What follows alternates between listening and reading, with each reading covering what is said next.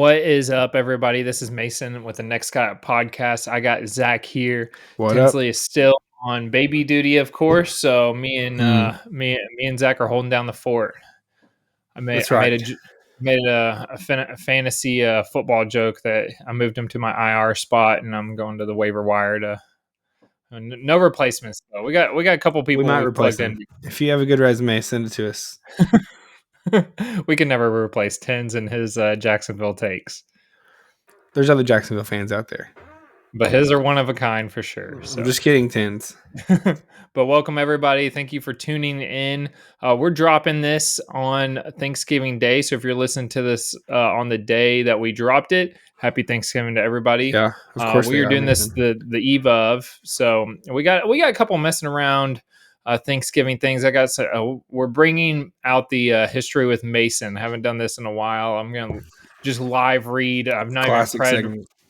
Yeah, I'm not even looked at this yet, so there might be some difficult words, some things I'm not prepared for. I just pulled up some. We're gonna go over some history. But Zach, how are you doing? You excited about tomorrow? What you got planned? Great. Yeah, we're doing great over here. We are going to spend the day with some family. We are going to eat a lot of food. Hopefully, watch the parade in the morning. The first time. No, we had some turkey. Wait, you're talking about me? Like cooking a turkey? Oh, we are cooking a turkey. Yeah, yes, for the first time. That's true. We're hosting on Saturday at our house, right in the middle of the Vanderbilt game. So, everyone, thoughts and prayers to me, who will try to be on my best behavior while hosting all of my wife's family. So we're going to have to use 100% self-control. 100%. I just imagine I believe I can do it. I can do it. I believe in you, Zach. You can. Thank you, Mason. Is this the first time you've done cooked a turkey? I'm still Definitely. never. I got people around me that want to do the turkey, and I say go for it because luckily Megan is pretty good. She's a very good cook, and she picks things up fast, and so she's been baking a lot. But I have no doubt that we will be able to pull this off. So she might be the leader of the. If it were just up to me, making. It would be certainly something. Yeah. All right, good deal. How hard could it be, right? That's right. How hard could it be? It's one of the. There's more horror stories about. I don't know if it's it's the only time of year that people like me decide they're going to cook something big. Mm-hmm. Maybe that's what it is. It's like, oh, turkey, and it's like the only extravagant thing they try to cook other than like pizza rolls or chicken nuggets all year, and then it's just like a disaster. I feel like you see videos every year. People just like blowing up stuff or like setting stuff on fire. Things just going really poorly with turkey. Estimated 1,610 cooking fires reported by the U.S. Fire Department on Thanksgiving Day. We have a 25-pound turkey, which is humongous. I mean, it's going to take forever to cook. I feel like every single sitcom in history has a Thanksgiving episode where there's a turkey fiasco. Yep. Like every single one. Mr. Bean has the famous episode where the turkey's on his head. Have you seen that one? Yeah, and then I've seen like the scene of it, and then Friends also. Yep. That's like popular. Oh yeah, with the turkey on the head from Seinfeld.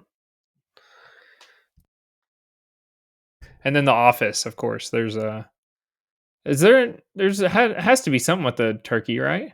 Am I crazy? No. I'm trying to remember as well if there's a Thanksgiving Office episode. You know what? I think there's more Christmas stuff. But most sitcoms have one. I know that New Girl has one. Yeah. Most have it. That's where we needed Tinsley in this episode because he watches. He would have done that for sure. He's already been having Tatum watch The Office, so they're probably currently watching it right now. If I had to guess, yeah, he sent us some pictures. He could have been like, "No, you idiot! There's no Thanksgiving episode." But yeah, so speaking of Thanksgiving, a couple of history with let's get going, and then we can talk about some football. Love it. But Zach, question for you. Yep. Are you a Thanksgiving parade watcher? Do you watch the parades? I am. I'm a big fan of the Macy's Day Parade. Um, it was always fun. We didn't sit and watch the whole thing typically because it's long, and um, there's some I have some takes about the parade. Well, back in my day, I feel yeah, like go for it. you could actually just like watch the floats and stuff. Now I feel like it's all just interviews and people showing up and saying hey and promoting whatever they're working on or whatever. I like back in the day when it's like, here's Snoopy, here's that big turkey that's like a robot and moves around. Here's a bunch of inflatables. But it is still as fun to watch. I think more performances for sure. Promoting the things performances are fine. I like the bands. I like the performances, but I don't like the talking as much. The people who are just like have to be talking constantly and interviewing people, it's kind of annoying. But I do like the parade. I'm more of the turn it on in the background while doing Definitely. 5 billion things You're like cooking and you're getting stuff ready. cleaning the house. Like you got it on and you're like, oh, kind of. Definitely. That's more. I'm not like intently watching because I feel. Here's my take. I feel like once you see one parade, it's like fireworks. Once you see, yeah, they can be like more extravagant, like the ones like in Nashville compared to the ones in Cookeville or something. But I feel like once you see fireworks, you kind of see them all, and the same with like the You're parade. anti-fireworks, huh? I'm not anti-fireworks. I'm just Mason saying, hates parades and fireworks. Have you ever looked at when's the last time you watched a firework show and you're like, wow, that's something new? No, it's the same explosion with the same, maybe different colors, but it's usually the same. It's still fun. I'm just saying it's the very same with the pessimistic parade. of you. There's nothing special anymore. Ever since Endgame, everything's been downhill since then. You take one thing and you just like turn it around on me. You're pretty good at that. You watch one fireworks show and it's like, wow, maybe that was the best one I'll ever watch. I watched it when I was 7 years old and I was None like, of the wow, rest are going to be as good as that one. The rest of my life. You're just chasing that fireworks show. It's going to be better. Same parade story too. Yeah. It's just like, oh, that's crazy. Well, they do use some of the same like balloons. Yeah, they do. I want to look at part of it. It's tradition, you know. No, it is. Yeah, it's cool. It's you usually hear like, and this is the same balloon since 1954 or whatever. Right. But we're gonna get into the time, like the times of all this stuff started. Let's do it. Okay. History with Mason, everybody. Macy's Thanksgiving Parade, annual parade in New York City, presented by the U.S. department store chain Macy's. The first parade took place in 1924. Did you know it was that old? 1924. 1924. In the Roaring 20s. Roaring 20s. The 3-hour parade is held in Manhattan, ending outside Macy's Herald Square, and takes place from 9 a.m. to 12 p.m. Nice. And it's been nationally televised since 1953 on NBC. Let's go ahead and go into other channels now as well. Yeah, they basically have one for each. It's like coverage, and for it's everybody. just like different views. Yeah, it's like the New Year's Eve stuff gets broadcast everywhere as well. Okay. The balloons were introduced in 1927, replacing live zoo animals. Man, let's bring that back.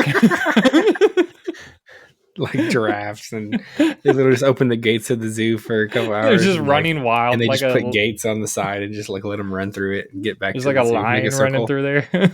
I mean, there's something there. Maybe that could be fun. All right, let's do a Cookeville zoo parade. Yeah, let's come up with something. You have to just make a circle of gates, and they just go through it and come back. That's all it is. What could possibly go wrong? Yeah. In 1928, Macy switched from inflating the balloons with air to helium, making them float. So I guess it was were they just dragging balloons on the... I would have loved to see this. They had animals running through there and then just dragging balloons. They're like just like bouncing it up in the air with their hands, just like volleying it up for the entire parade. There you go. Yeah. Almost like a volleyball kind of going through the crowd. Sarge's large animal-shaped balloons were produced by the Goodyear Tire and Rubber Company in Akron, Ohio from 1920s through 1980. That's cool. Interesting. In the 1928, Sarge released the 5 balloons set to leak slowly over the course of the week and then descend with a reward of $100 to whoever found them. Wow. So did they just like release and like go into the? That's pretty crazy. They reward. Why do they do that? I guess just for fun. In 1931, aviation pioneer, I'm not even going to try this name, spotted a dragon balloon midair and decapitated its wingtip. Oh. Yeah, so I guess that's why they stopped just releasing the balloons into the air. That's interesting. Okay. The balloons in the Macy's Thanksgiving Day Parade have had several varieties. The oldest is the Novito, oh my gosh, balloon class, consisting of smaller balloons ranging widely in size and handled by between 1 and 30 people. Okay. I feel like I've seen more than 30 people holding those things now. Is there a bigger class? Yeah, there's a bigger class. Okay. The larger and more popular class is the character balloons primarily consist of licensed pop culture characters. Each of these is handled by exactly 90 people. Okay, there we go. I jumped the gun. It's a lot of people. There you go. We could literally go about this all day, but we had another history with Mason and some college football. But do you remember one year it was so windy? They had them they were like holding them so close to the ground. Like basically they were like 10 feet off the ground because they were. It could turn into And I was like, what happens if one literally like just takes off like a bunch of, I guess they're just like, you let go of that sucker. Yeah. If someone flies in the air, that would have been not good. And that would not be good. Do you have any data about if there were any years where there's not a parade? Specifically like World War II. So I did not see that on there. Let me look. Yeah, I didn't mean to put you on the spot there. No, you're fine. I'll look through it, but I did see a spoiler alert. We were going to talk about football on Thanksgiving, and I saw that there was a pause in that. It's literally like going through the 20s, the 30s, everything like that. But the parade was suspended from 1942 to 1944 as a result of World War II because rubber and helium were needed for the war effort. Yep, makes sense. The parade resumed in 1945 and became known nationally shortly afterwards, having been promptly featured in 1947 film Miracle on 34th Street. Wow. It makes sense now. Have you seen that movie? I've seen like Miracle on 34th Street. Yeah. Yeah. They had the parade in November, right after 9/11 happened, 2001. See, in New York. I do not. Yeah, that's crazy. I do not remember that. I guess I was in third grade. Yeah, second grade. All right, and that's history with Mason for the Macy's parade. Now let's transition over. I wanted to do this 1 second because Zach's going to break down some football, and so now we're going to talk about specifically NFL games on Thanksgiving Day. Since its inception in 1920, the National Football League has played games on Thanksgiving Day, patterned upon the historic plane of college football games on or around the November holiday. The NFL's Thanksgiving Day games have traditionally included one game hosted by the Lions since 1934 and one game hosted by the Cowboys since 1966, with two exceptions in 1975 and 1977. Since 2006, a third primetime game has been added to play on Thanksgiving Day. Unlike the two afternoon games, this game has no fixed teams, so it's just by random. Mason, you remember the most infamous Thanksgiving Day for us? Do you know what I'm talking about? It's got to be a Titans one. Was it Thanksgiving or Christmas? Now I'm Did we blow out the Lions? We blew out the Lions. Maybe it was a Christmas Day game. No, I'm Oh, thinking about the okay. one where the Patriots beat us 56-0. That was just a random horrible day in That like wasn't. That November. wasn't. And the snowy game. No, we talked about this when we had your friend on as We a did talk about fan. this. Okay. I believe it was like November. It was a random horrible Sunday I spent watching Boy, that what a game. blowout that was. Holy cow. I could probably look it up. 2001, the NFL began branding the games as the Thanksgiving Classic. In 2022, the league changed the branding to the John Madden Thanksgiving Celebration in honor of the head coach and broadcaster John Madden, who died in 1921. Mm. So, like I said about the parade, we could probably talk about this forever. But there's been throwback uniforms. They do concerts. There was a Dolly Parton concert last year. I know this year, Yabuzi, he's doing. He's performing, and I saw a tweet. It was like, I wonder what song he's performing because he's got like He that only has one one song. I'm sure he's got other songs, but that's the only one I know. Is the so, anyways. Yeah, it's kind of turned into this more. Of course, everybody. What do you want to do? You want to eat a bunch of food and you want to watch Yep. football. So and watch the parade. College basketball has become pretty big on Thanksgiving Day as well. And Which is there's a always lot fun. today, right? There's a The lot of day basketball before? today. Yeah. There's a lot of these like holiday tournaments and stuff are happening, which is pretty fun. I like having it. The NFL football is fun, but I feel like traditionally in the last couple of years, there's been some big blowouts on Thanksgiving. So Yeah. there's a huge blowout, and it's the only thing on TV, like the only sport on, and it just becomes kind of lame because everyone's gonna watch it, but it's also like this is not a very good fun game to watch. Yeah. So all that kind of stuff you could turn over to in case it's bad. We do have a college football game today. If you're listening to this, Memphis at Tulane. Pretty big That's at game. 6:30. Yeah. Tulane is fighting for a playoff spot. We're gonna get there in a second, but yeah. Okay. yeah. Well, I didn't mean to jump the gun there, but let's go ahead and get into the college football talk here. What you want to break down these games and then go over the playoff picture, or would you like to do the playoff picture first? What are you feeling, Zach? I felt we What's need the to do mood? playoff picture and then talk about which games are maybe the most important for the week. Okay, let's do that. I did some research though. 2009, October 18th, 59-0. It was an October game. Okay, I So thought it was I was way November off. because I I was don't know like, why in that my was a brain lot it of snow. was a holiday game. Yeah, that was the first There you day go. I got my first cell phone because I got my cell phone. I was really excited. Tom Brady, Randy Moss cooked us. I remember it. And I Bad try to times. forget it, but here we are. Okay, so playoff picture. Playoff potential. Potential, yes. Get the name right, Mason. Playoff Sheesh. potential. Sheesh. What is this? Okay. My first time or something? What is this? It's this like is taking we only have like one of these left. I know, crazy stuff. Maybe two, I guess. But then it'll be yeah. Okay. So playoff potential. Let's talk about it a little bit, Mason. Let's hear it. Let's go through the teams that have some potential to make the playoffs still.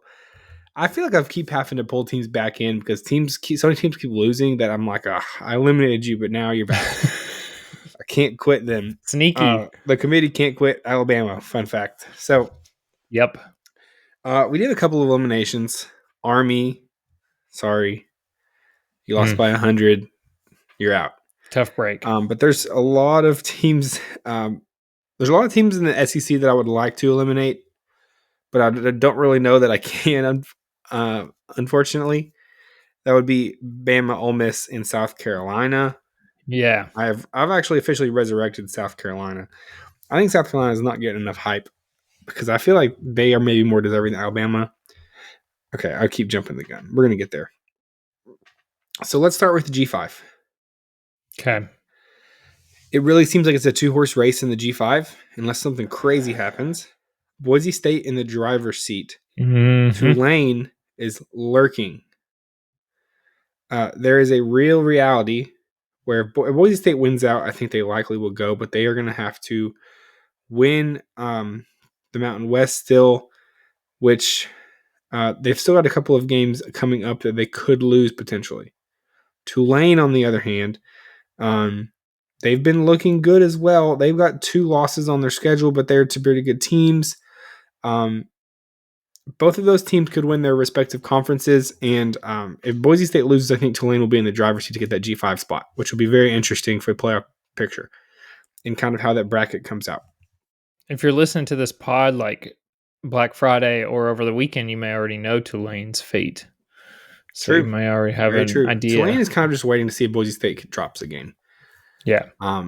Boise State has been looking a little bit more and more unremarkable as the season goes on. Like they're getting a little bit lazier on offense, and they're just not blowing teams out that are pretty bad, honestly. And so there is a potential they drop. They play UNLV probably, I think, in the Mountain West Conference Championship, and that'll be a big game. But okay, ACC, things are getting wild over there. If Miami and SMU both win, that will be our ACC championship game. Miami travels to Syracuse. SMU plays California. The trick here is this Clemson team lurking down in near kind of the cut line for the playoffs. They have a huge game this week against South Carolina, and so the top 3 in the ACC that all still have life, all are playing in really huge games this weekend. And they're all ranked in the top 12 teams right now. 3 ACC teams in the top 12 in the nation. That would be Miami at 6 in the playoff rankings, SMU at 9, and Clemson at 12, who did not make the bracket because of some buys and stuff. But yeah, if somebody loses ahead of them, Clemson could, and they beat South Carolina, they could pretty easily jump up. Pretty interesting stuff there in the ACC. There's a big question mark around, let's say, a team like SMU and Miami play each other. What happens to the loser of that game? Will they drop out of the playoffs? Could they, if it's really close game, could they stay in? The ranking suggests maybe. That's a very good question, though. So the ACC is pretty up for grabs right now. There is a lot of things that could happen. So, you never originally eliminated Clemson, right? I felt like they were kind of on the... I might have at some point, but they're definitely uneliminated. They're in it. But South Carolina has a chance to end their season for sure, which they would love to do. Yeah. It's going to be a big win for either side. It could either propel South Carolina into the playoff conversation, or it could really propel Clemson into that conversation. Yeah. Okay, so an even bigger mess is the Big 12. Essentially, there's 4 teams that have a decent chance of making the championship game still. And I've heard that mathematically there are still 9 teams that could make the Big 12 championship game with 1 game left. It's going to get wild out here. Those 4 teams, though, are Colorado, Iowa State, Arizona State, and oh man, I think my list is wrong. I had BYU, but I think that's not true. Now that I'm looking at it, Macy, can you give me a fact check? Yeah, I need some ACC standings. I'm looking right now. Hold on. We'll go ahead and continue while I look at that. I mean, not ACC, Big 12. Yeah. Okay, just kidding. I have it in front of me. Oh, it is okay. BYU. I was wrong. BYU's up there in the top 4. I don't think there's a very good chance of them climbing into the championship game, but from what I understand, there are going to be a significant amount of tiebreakers that are going to have to determine which teams go and which teams don't. I think Big 12 will only send 1 team here. Arizona State is seeming to look like the best team of the bunch right now. I would love to see an Arizona State-Colorado Big 12 championship game, especially because your boy is holding a Colorado to the playoff ticket that I would love to cash. I think it's almost everyone's pretty much agreeing that whoever wins the Big 12 is probably going to be in the 12th spot in the bracket. They'll be like the very last, just because of how everything is shaken out. And from what I've heard, they will be probably huge underdogs to whoever the 5 seed is. We'll talk about the playoff in a second, but I think Arizona State was the team that they kind of put there, and they were 21-point underdogs to Ohio State in a potential matchup in the first round. So fun stuff there. Okay, moving on. Big 12's a mess. Big 10 is the least messy. Indiana got bailed out pretty hardcore with all of the teams losing. I think they would have dropped out to like that first team out situation, if not for the fact that Ole Miss and Bama both lost, which significantly helped them out. So as far as I'm concerned, all 4 teams are still there and alive, and are actually very, very likely to make it because most of them play pretty soft teams this week. That would be Oregon, Penn State, Indiana, and Ohio State. As long as Ohio State beats Michigan, which they're pretty big favorites, I think they're like 3 touchdown favorites, they will play Oregon in the Big Ten championship game for a chance at a bye. As far as I'm concerned, whoever loses that game is likely going to get the 5 slot in the bracket. Ohio State is a 19.5-point favorite over. There you go. Michigan. Yep. What a rivalry, folks. We could do some Bryce Underwood talk here because there's been some wild stuff come out about that recruitment. We won't get there today, but we have too much to do. Too much to do. Coming into the SEC now, we have what a weird situation here. Whenever all of these things were happening, I started eliminating teams, and then I've had to go back and uneliminate some teams. So the teams that I wish were eliminated: Miami, Bama, Ole Miss. I thought you said ACC. A&M. Sorry, SEC. This is the SEC. A&M is not eliminated because if they beat Texas, they will be in the SEC championship, which they would have to beat Georgia to make the playoff. I'm going to give that a very, very small percentage chance of winning both of those games. But who knows? It's been a weird year. Anything can happen.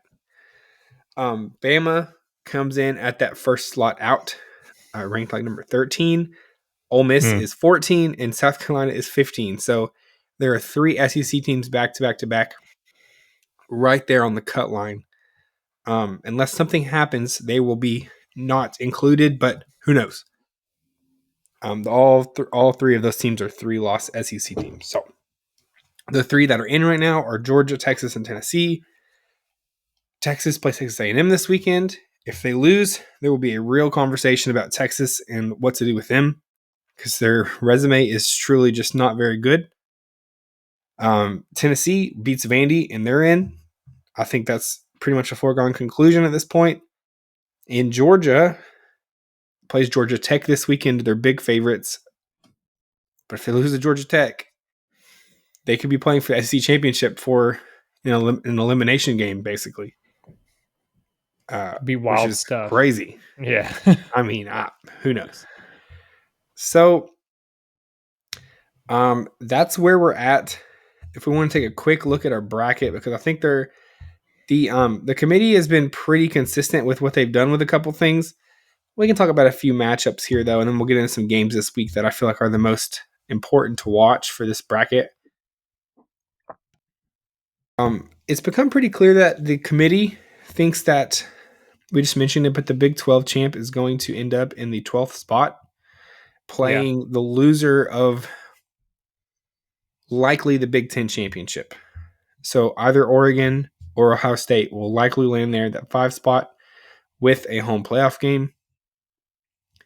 They would be hosting Arizona State if everything goes according to this bracket, which it won't. And then they would be playing Boise State in the second round.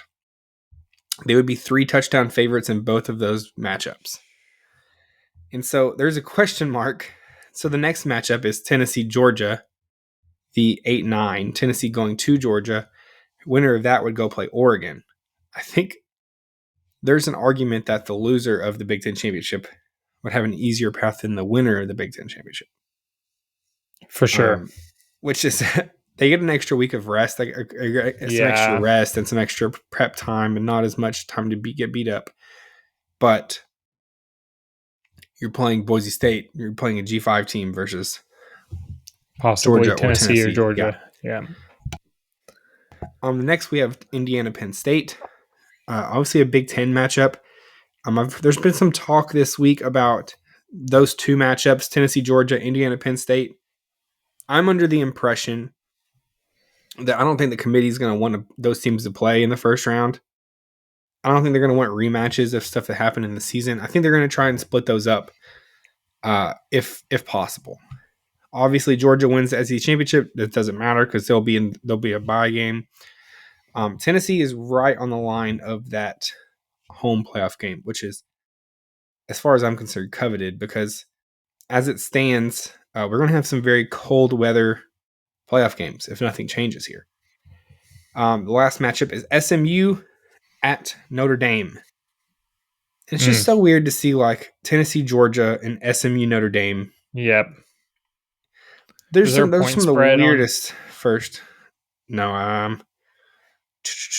remember seeing it. It's just projected, obviously. Yeah, but it's like double digits for sure. I think I think they were giving Georgia like 8.5 points against Tennessee. I think Penn State, Indiana was pretty close, and then Notre Dame was definitely a favorite over SMU. Yeah. All the home teams were favored pretty significantly, like over 8 points, which makes sense. But here's the other thing: your bye teams, Boise State getting a bye here, which will happen if it all shakes out. If Boise State wins out, they will get a first round bye, which is crazy. I mean, I'm not saying this Boise State team's not good, but to get a bye into the college football playoff, jumping teams that we just mentioned, feels kind of crazy. But here we are. Yeah. Miami also getting a bye. Obviously, that could be SMU in that slot potentially as well. If SMU wins the ACC championship game, so it just depends on how that shakes out. But some fun stuff ahead of us. I don't want to get in the same situation we did last week where we were trying to. You get in this mindset of like, this is our matchups, but then the games actually happen. And it's like, well, none of that matters anymore. Yeah. Because Alabama lost and Ole Miss lost and everything's blowing up in front of us. So let's do a little bit of talk of this week's games. Let's do it. So that we can kind of see. I picked 3 of what I see to be the biggest. There's obviously a ton of rivalry games this weekend. The Egg Bowl, the Iron Bowl. We have Georgia Tech. Big rivalry games across the country, but a lot of those are big numbers as far as the spread. So I picked 3 that I thought had the most potential to impact the playoffs and things like that.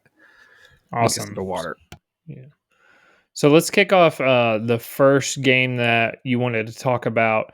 And we've already kind of previewed it here. We've brought up Clemson and South Carolina. So that is the first game here. Let's break it down a little bit.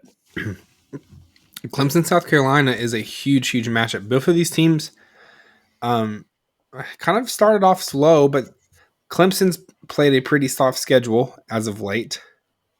But they've looked pretty good, except for that loss they took against Georgia Tech. South Carolina took some bad losses, but they played Alabama really tight, and they've picked up some big wins as of late. And South Carolina all of a sudden looks like Lenore Sellers looks really good. That the defensive line is pretty devastating.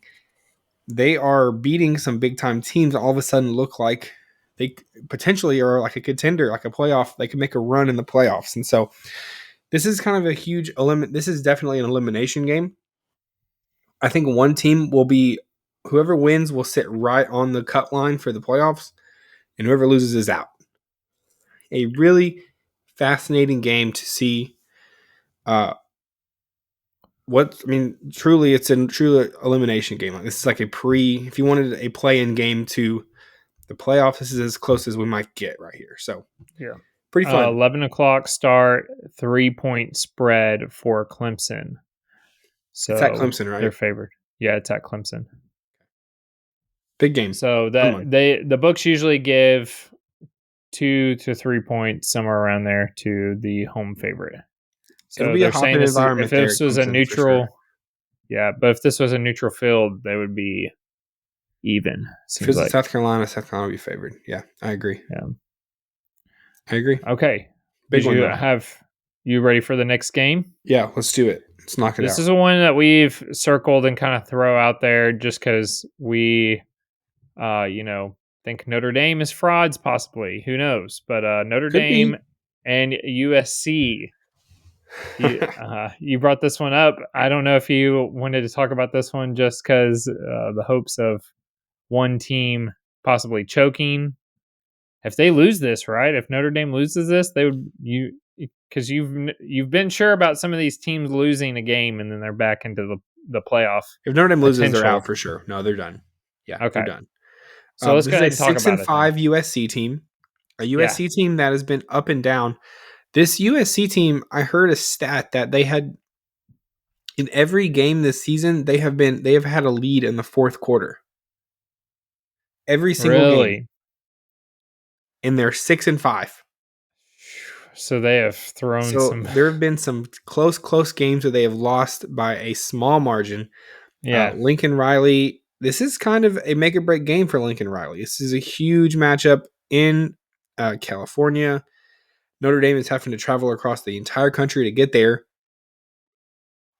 This is a big game for both programs. But for Lincoln Riley, this is kind of a put up or shut up type game. You're looking at a rough season for USC as far as they're concerned, trying to end the season on a high note, kind of like some teams did last week in the SEC. On the other hand, Notre Dame obviously won their first game against Texas A&M, lost to NIU in what is just undoubtedly the worst loss of the season by far for any team. And then here's been their schedule since then. Are you ready? I'm ready. Purdue, Miami, Purdue, who is 1-10 right now. Yep. Miami, Ohio. Louisville is their only other even decent win. Stanford, Georgia Tech, Navy, Florida State, Virginia, Army. I mean, Army, Navy were both ranked when they played them, but they're Army and Navy. I mean, it is what it is. Yeah. They were undefeated, but they were both undefeated when they played them, but they were not a true undefeated team. And now they come to USC. They're number 5 in the nation. They're sitting with a home playoff spot right now on the line. Pretty fascinating game. Notre Dame's favored by 7.5 points. USC's played pretty good at home. They gave Penn State a run for their money earlier. So I think this could be a fun one. You were talking about them leading into the fourth quarter. I was looking at their losses. Their last loss was against Washington by 5. And then Maryland, that's a bad loss, by 1 point. Penn State was in overtime. I remember that game, 3 points. Minnesota was 7 points. Yeah. So they've had some bad losses, but they've all been close games. With this being 7.5, I kind of like it at USC. I think it's going to make a big deal. I mean, Notre Dame has got fans all across the country, but that's a long way for college players to travel to keep their composure. You just have to feel like that's going to be a pretty tough game for USC. I mean, for Notre Dame. Sorry. Should be fun, though. Okay. Can be fun. All right. And then the last one here. We've also previewed this one. We've circled a couple of these on the calendar, and I remember it specifically like on the pod. Yep. Oh, we got some games to look out for on the back end of this season, and one of those is Texas and Texas A&M. Yeah, this one's big for a couple of reasons. Texas is 5-point favorites at A&M. That kind of feels... I don't know, because A&M obviously is coming off this big loss to Auburn. 4 overtimes. Wild game in Auburn. But I think A&M also realizes that they have everything ahead of them still. If A&M wins out, they're national champions. You know, they still have. If they beat Texas, they beat Georgia, they're in the playoff, and then they have a bye, and all of a sudden they're right back in it. Texas has had definitely the easiest SEC schedule out there. They took the bad loss to Georgia, and that was really their only competitive game so far. There was a pretty funny meme going around talking about this is a list of all of the teams that have played at least two teams with a winning record, two SEC teams with a winning record, and it was a list was like all of the SEC teams plus UMass, and the only team that hadn't played was Georgia. They have not played two teams with a winning record, two SEC teams. So, that's tough for them. They can't control a lot of their schedule. Yeah. They can't control the fact that Michigan is bad this year. When they put them on the schedule, they were national contenders, obviously won national championship last year. But they sit here having been pretty unchallenged except for Georgia, who they lost pretty bad to.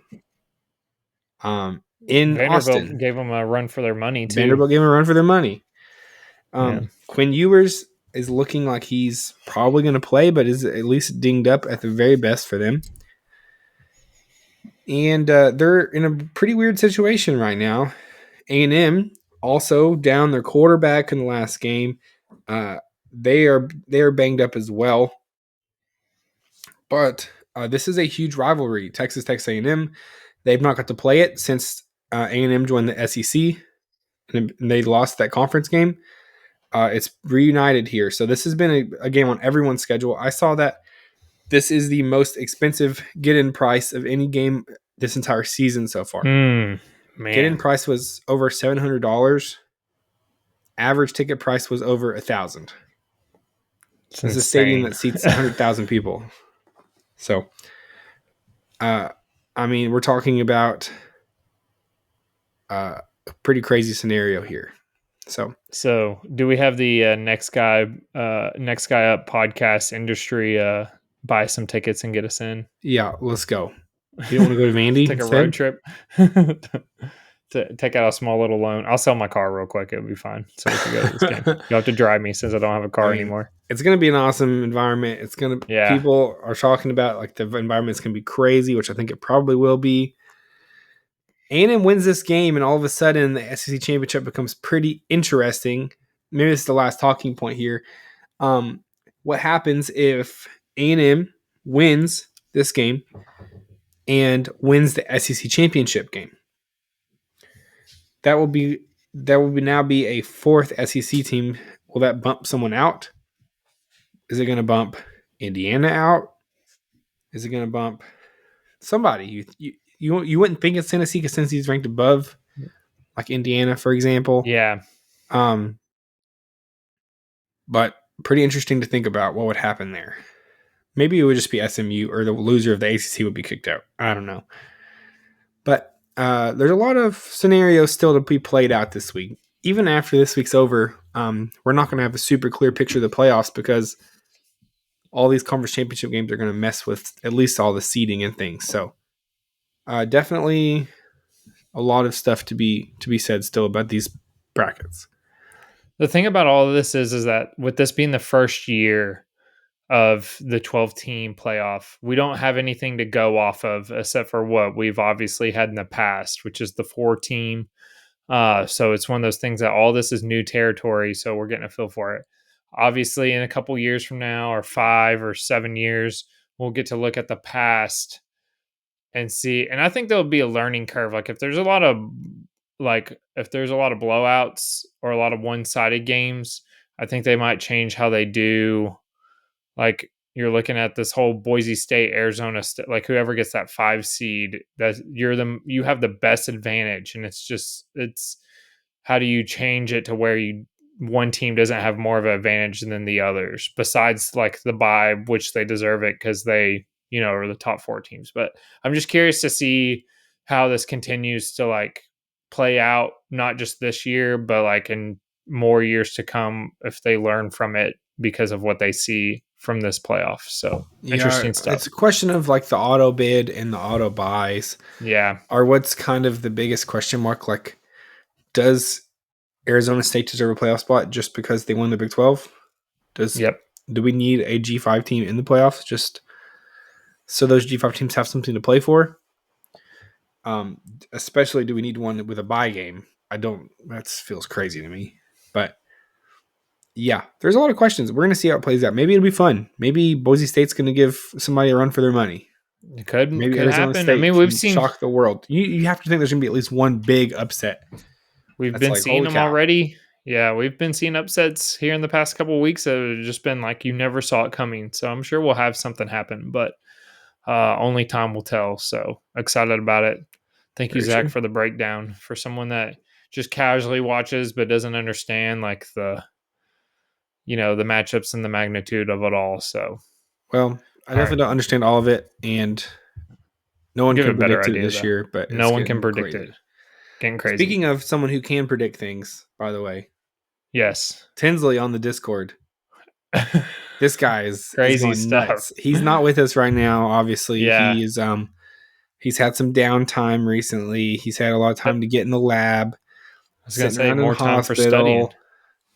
Baby's sleeping a lot right now. A lot of time to study. He has been on fire in college basketball world. He's not here to advocate for himself, so I'm here advocating for him. If you want to win some money, if you like money, you want to buy people some nice Christmas presents, go follow the Discord. Follow your guy Tins because he's raking in the money right now in college basketball. We've been dropping the link every day or every other day on Twitter.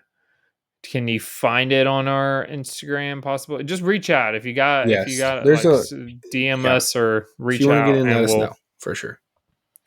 And we'll get that going. But yeah, he's been literally killing it. I need to start taking like even bigger units. Take more of his stuff all the time. Give me more, and I'm sure he will with the amount of downtime he's got. So. All right. Is that a pod, Zach? Feel pretty confident? I feel great about it. Fun week of football ahead of us. Yeah, plenty of football. So eating food tomorrow. Food and plenty of football. So thank you guys for listening, and we wish you guys have a happy Thanksgiving full of football, food, and fun. We appreciate and family, of course. It was right there, Mason. I was right there. Dang it. You went for football, food, and fun before family. Before family. Family's obviously number one. Of course. Yeah. Of course. That was a given. Fat parlays. That's right. Fat parlays. So we appreciate everybody listening to us. You guys have a great weekend. Check us out on all our socials and Discord, and we will catch you on Monday. Have a good one.